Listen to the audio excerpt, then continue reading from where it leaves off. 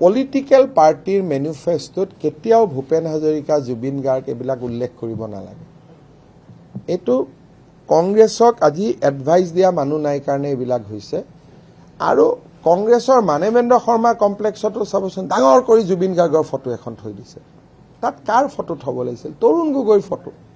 কাৰণ পলিটিক্সত তৰুণ গগৈ আছে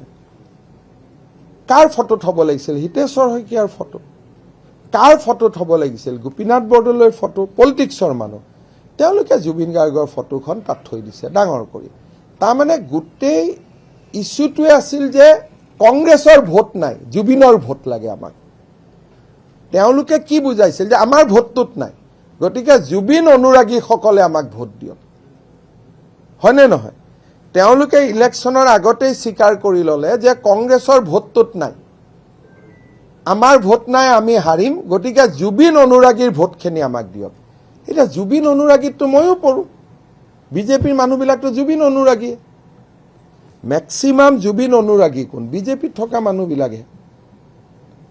কাৰণ কংগ্ৰেছত থকা মানুহবিলাকেতো মায়াবিনী আৰু দয়াবিনীৰ মাজততো পাৰ্থক্যও নাজানে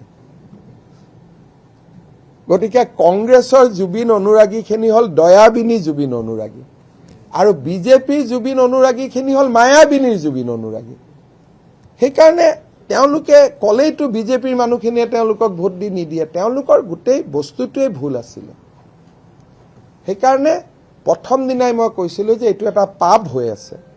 কাৰণ জীৱনকালত কোন কংগ্ৰেছৰ মানুহক আপোনালোকে জুবিন গাৰ্গৰ লগত দেখিছিল